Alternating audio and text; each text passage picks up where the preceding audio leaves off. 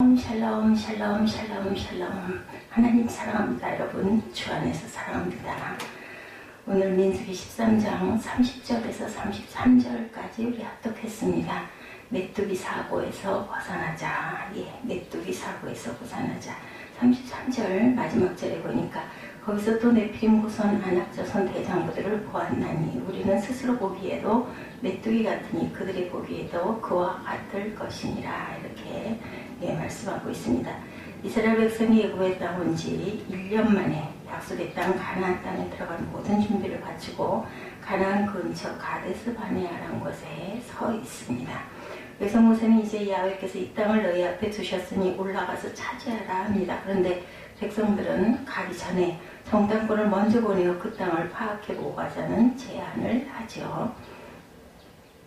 하나님께 이를 허락받아 12지파의 대표가 한 명씩 12명을 뽑아서 가나안 땅을 정탐하게 합니다. 3절에 모세가 여호와의 명령을 따라 바람광야에서 그들을 보냈으니 그들은 다 이스라엘 자손의 수령된 자들이다.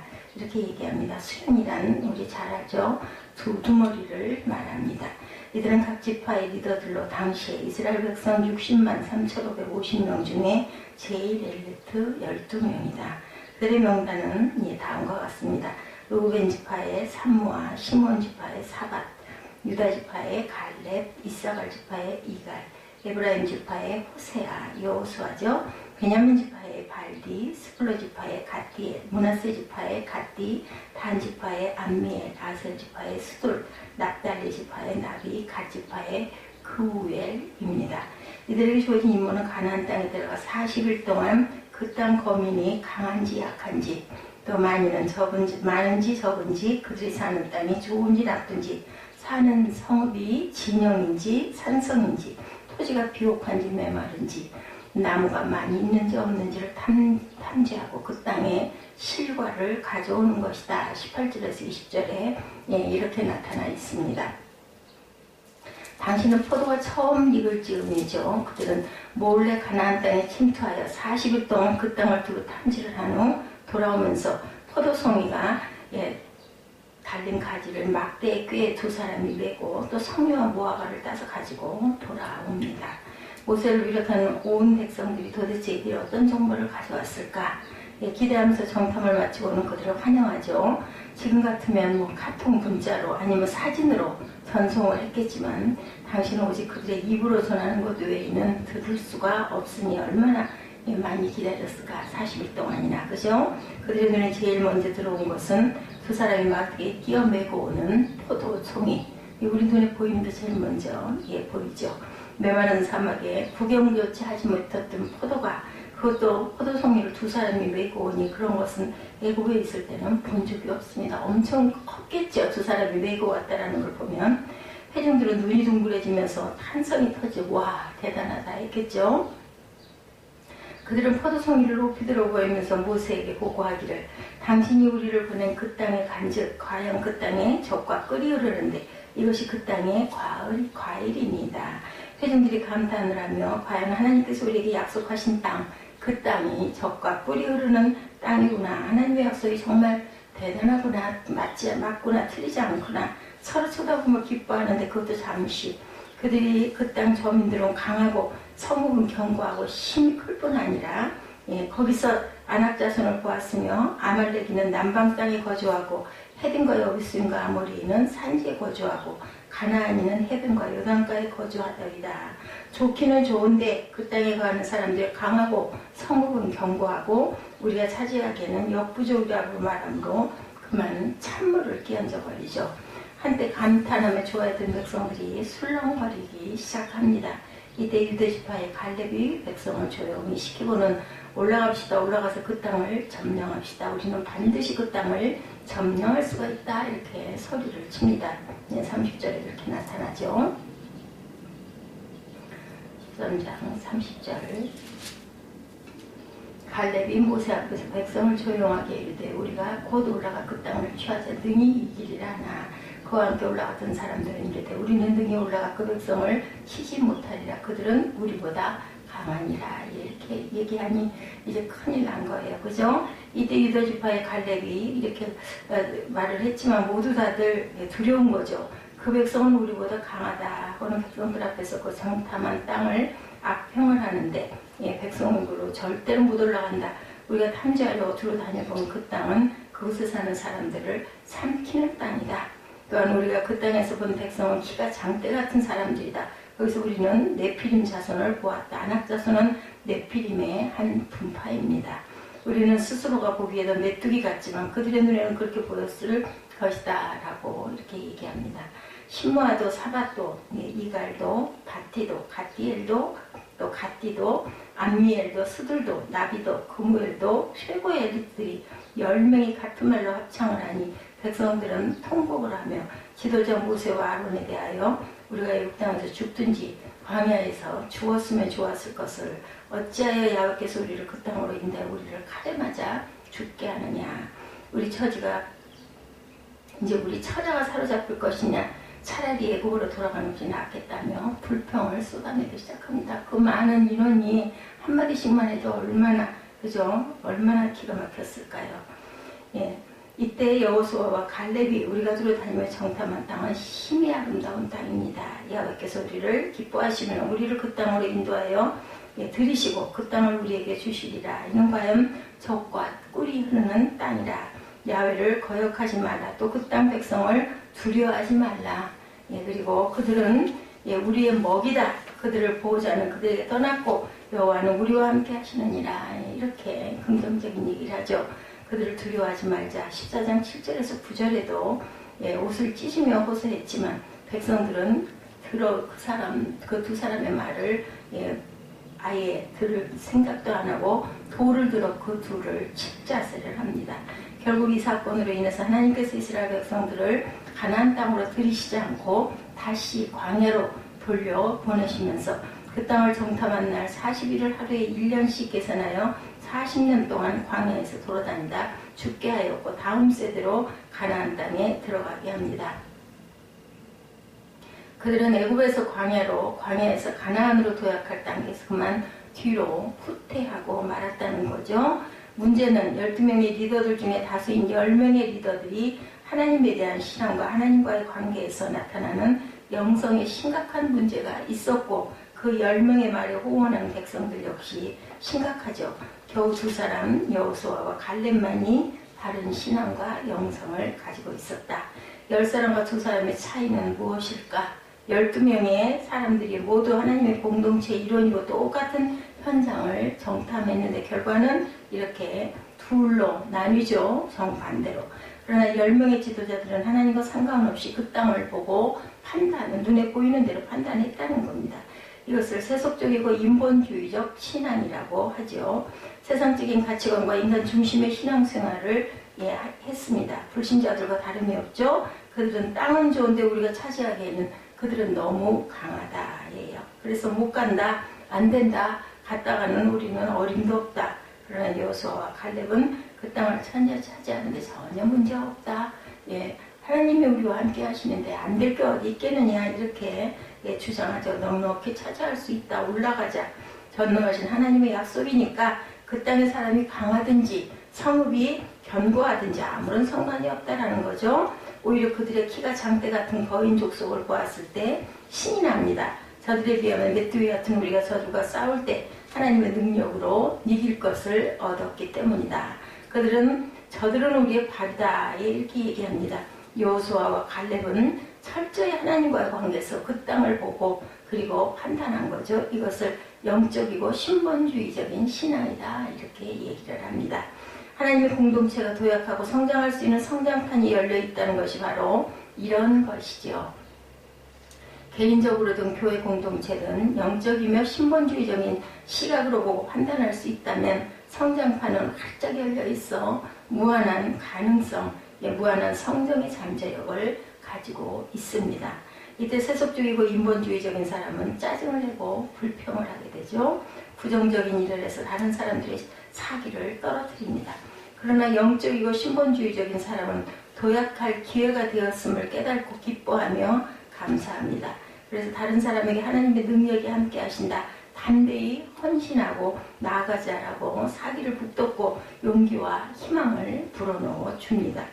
예, 우리 교회 공동체는 하나님의 공동체죠. 하나님께서 함께 하시는 공동체이기 때문에 하나님이 인도하십니다. 예, 성장케 하시고 그리고 예, 한국을 넘어 세계 교회에 영향을 주는 교회로 발돋움하게도 하시는 하나님.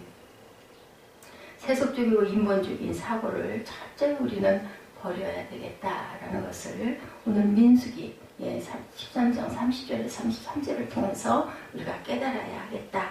모든 것을 이루신 하나님과의 관계에서 모든 것을 보고 판단하고 행동하는 영적이고 신본주의적인 사고를 가져야 된다. 그래서 눈에 보이는 것이 다가 아니다. 이렇게 얘기를 하는 거죠. 예, 꽃은 피울 단계에 망울을 활짝 터뜨려야 열매 단계로 나아가지 터뜨려야 할 때 망울을 터뜨리지 못하면 예, 영원히 열매를 맺지 못하고 피지 않고 떨어져 버리는 그런 꽃들이 가끔 있어요. 그죠? 예, 피어야 할 텐데 안 피고 시들어 버립니다. 이러면 열매를 맺을 수가 없죠. 하나님을 잘 믿는 사람과 믿지 않는 사람은 어떤 면에 차이가 있을지 우리가 한번 생각해 봅니다. 많은 차이점이 있겠지만 중요한 차이는 세상을 보는 시각이 다르고 사고방식이 많이 다르다는 것.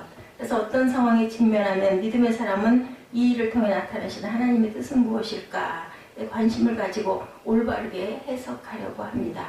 그러나 믿음이 없는 사람은 보여지는 대로 보고 느껴지는 대로 느끼고 나오는 대로 작은 일에도 어쩔 줄 모르고 우왕좌왕하게 된다.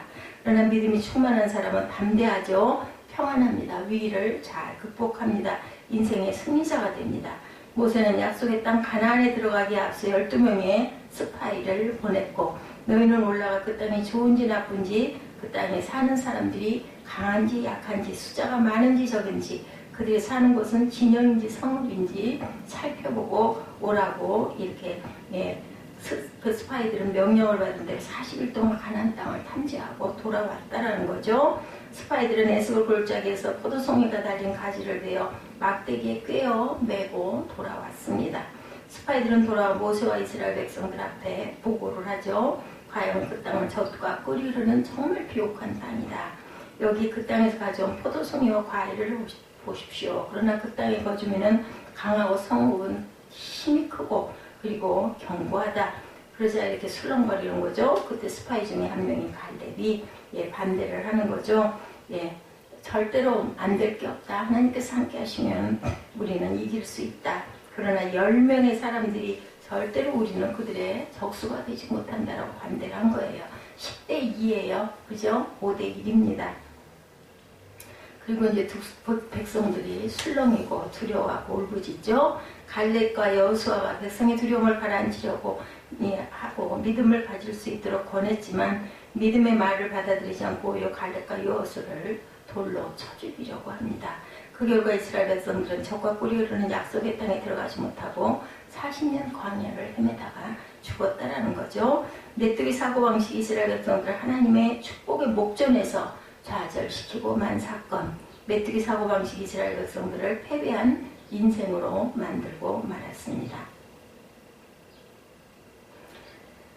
하나님께 믿음을 인정받아 하나님의 축복을 풍성히 받아 누리고 싶으십니까? 아니면은 좌절하고 싶으십니까? 그러려면 우리가 메뚜기 사고방식에서 벗어나야 한다. 여러분 인생을 살면서 하나님이 주신 사명을 상취하고 살고 싶다면 메뚜기 사고방식을 벗어버려야 합니다. 날마다 세상과 싸움에서 이기고 사단과의 싸움에서 승리자가 되고 싶다면 메뚜기 사고방식을 우리의 마음속에서 머릿속에서 시야 속에서 없애버려야 되겠죠. 그러면 메뚜기 사고방식이 뭘까? 메뚜기는 작고 독도 없습니다. 아이들도 쉽게 잡을 수 있고 아주 약한 존재들이죠. 메뚜기는 그리고 별 가치도 없습니다. 한마디로 보잘것 없고 쓸모없는 시시한 것이다. 이스라엘 백성들은 자신들을 가리켜 우리는 메뚜기 같다라고 표현을 했습니다. 우리는 형편없이 약하고 아무 가치도 없는 시시한 존재다. 이런 의미가 되는 거죠. 지독감, 열등감에 사로잡혀 있었던 것이죠. 하나님께서는 세계의 수많은 민족 중에 이스라엘을 부르시고 그들을 통해 만민을 구원하려는 엄청난 계획을 품으시고 애국의 포로에서 해방시키고 먹을 것 하나 없고 마실 물조차도 없는 광야를 기적을 행하시며 인도하셨습니다. 근데 정작 이스라엘 백성들은 우리는 다른 민족에 비하면 메뚜기 같다라며 스스로 비하하고 열등감에 사로잡혀 울부짖고 있는 거죠. 정탐꾼들이 가나안 땅에서 만난 아낙 자손은 키가 상당히 컸던 것 같습니다. 아낙 자손을 보자마자 네피림이 생각납니다. 네피림은 창세기 6장에 나오는 전설적인 거인입니다. 전설에 의하면 네피림은 반인 즉 반은 신이고 반은 사람이었다라고 하죠. 그들은 기골이 장대하고 아주 매력적인 남자들입니다. 이들에게 당연히 여자들의 마음을 다 빼앗기겠죠. 그들이 당시 세상을 얼마나 타락시켰는지 세상을 하나님께서 가만히 둘 수 없을 정도로 부패시켰습니다. 이들로 인하여 세상에 타락이 만연하고 노아 홍수가 일어난 거죠. 네피림은 그 당시에 세상을 부패시켜서 하나님의 심판을 가져온 장본인들입니다. 네피림과 아낙 자손은 도저히 비교가 안 되죠. 그럼에도 불구하고 정탐꾼들은 아낙 자손을 볼 때 네피림을 보는 것 같다는 환상을 갖습니다. 왜 그럴까? 불신앙이 눈으로 그들을 보니 그런 거죠. 이미 두려움과 불신앙의 눈으로 세상을 보니 상대는 실제보다 커 보이고 상대적으로 나는 보잘것없고 작아 보인다. 자신들은 아무 힘도 쓸 수 없고 쉽게 잡혀 죽은 후 곤충처럼 느껴진 거죠. 이것이 바로 메뚜기 사고방식이다. 문제는 커 보이고 자기는 작아 보이는 것이 메뚜기 사고입니다. 하나님은 안 보이고 세상만 크게 보이는 것이 메뚜기 사고고 하나님의 역사하심은 보이지 않고 나를 둘러싼 환경만 두렵게 보이는 것이 메뚜기 사고죠. 그렇기 때문에 그 땅에 있는 성곽들을 보고도 기가 질립니다. 실제로 그들이 살았던 애국에 있는 성곽은 가나안의 성곽보다 훨씬 더 큰 것이었고 그들이 노예 생활하면서 쌓은 성곽은 가나안의 그것과는 비교할 수 없을 정도로 엄청나게 큰 것이다. 그런 성곽을 보았던 사람인데 뭐 그렇게 놀랄 일이 있었겠는가. 그러나 믿음이 없고 불신앙이 그들의 의식을 사로잡으니 작은 성곽도 하늘 닿을 큰 성곽처럼 보였던 것입니다. 이것이 바로 메뚜기 사고죠. 실제는 그렇지 않은데 더 커 보이는 것. 이것이 메뚜기 사고입니다. 불신의 바이러스에 감염되면 갑자기 하나님이 보이지 않고 다른 세상만 커 보입니다. 무서워집니다. 그리고 현실을 믿음으로 보지 않고 감각으로 보기 시작하고 믿음의 눈에는 작아 보이던 것이 감각의 눈에는 엄청나게 커 보이는 것이다. 그렇게 되면 자연히 자기를 메뚜기처럼 생각하게 되고 메뚜기 사고를 하는 사람의 마음에는 하나님이 자리잡을 공간이 없습니다. 예수 믿는 사람에게 있어 이 메뚜기 사고방식은 영적인 질병이기도 합니다. 우리 안에 만연되어 있으면서도 금방 증세가 드러나지 않는 무서운 병이고 메뚜기 사고에 젖어 있는 사람들은 자기 자신을 보는 눈도 불신앙적입니다. 문제만 크게 보이고 배후에 계시는 하나님은 보이지 않죠. 자신의 장점은 잘 보이지 못하고 그 대신 약점에 초점이 맞춰지니까 두려워지고 자신이 없고 나는 초라해 보이고 작아 보인다라는 거죠. 자신의 잠재력에는 관심이 없습니다. 날마다 나는 할 수 없다. 나는 이제 죽을 것이다. 이런 생각들이 자꾸 나고 실패할 생각만 하죠. 자기 자신에 대해서는 부정적인 태도를 취합니다. 하나님을 의지하여 도전하려는 생각을 못합니다. 메뚜기 사고방식은 불신앙의 뿌리를 깊이 내린 패배주의다. 많은 사람이 열등감에 사로잡혀 하나님이 주신 기회로부터 도망치려고 하고 있습니다. 많은 사람이 자신을 둘러싸고 있는 환경을 두려움의 눈으로 봅니다. 많은 사람이 자신을 사랑하시는 하나님을 믿지 못하고 사단에게 속아 불행의 나락으로 걸어 들어가고 있죠. 불신의 바이러스에 감염되어 좋은 기회를 걷어차버리는 사람이 얼마나 많은지 모릅니다. 절대 자신을 못난 사람이라고 무가치한 사람이라고 여기지 마시기 바랍니다. 다른 사람이 여러분을 어떻게 대해도 스스로 자신을 절대로 비하하거나 무시하지 마시기 바랍니다. 두려움이 여러분을 공격할 때 여러분 자신을 향하여 반복해서 외치십시오. 너는 절대 메뚜기가 아니야. 하나님이 제일 중요하게 여기는 사랑받는 자녀다. 이렇게 선포하시기 바랍니다. 왜 사람이 인생의 패배자가 되어 불행에게 뜨고 고생하는지 그 이유는 어때요? 심각한 우울증으로 고통을 겪는 모든 이유는 우리 사회에 패배주의가 만연하고 사람들은 쉽게 지치고 인생을 쉽게 포기하기 때문이죠. 사단에게 속아서 불신앙의 뿌리를 두고 있는 메뚜기 사고방식에서 벗어나지 못하기 때문이다. 메뚜기 사고에서 벗어나 자유롭게 되시기를 주님의 이름으로 축복합니다. 두렵게 하는 모든 문제는 우리는 얼마든지 하나님의 시각을 해서 우리를 바라보는 하나님의 그 시각을 통해서 얼마든지 승리할 수가 있죠. 내게 능력 주시는 자 안에서 내가 모든 것을 할 수 있습니다. 빌립보서 4장 13절이죠. 그럼 우리가 어떻게 메뚜기 사고방식을 극복할 수가 있을까? 우리 눈에 거인처럼 보이는 대적을 쓰러뜨릴 수 있는 방법은 다윗과 골리앗의 이야기 여러분들 잘 아시죠? 골리앗은 몸집이 매우 큰 거인이고 다윗은 키가 작고 책으로 외소했지만 생각이 거인이었습니다. 다윗은 온 이스라엘이 두려워하는 골리앗을 전혀 두려워하지 않죠. 하나님이 골리앗보다 크고 강하다는 것을 믿었기 때문이고 다윗은 크고 위대하신 하나님의 자기 편이라는 것을 알죠. 언제든지 나와 함께한다. 내 편이야. 이것을 믿었다라는 거죠. 믿음의 눈으로 골리앗을 보니 골리앗은 자기가 찢어주기를 사자 새끼보다 못한 존재고 자기가 쫓아버린 곰보다 못한 존재였다. 다시 말해 그의 눈에는 골리앗이 메뚜기처럼 보입니다. 바로 이것이 믿음의 시각이죠. 믿음의 눈으로 바라보는 저와 여러분들 되시기를 주님의 이름으로 축복합니다. 기도하시겠습니다.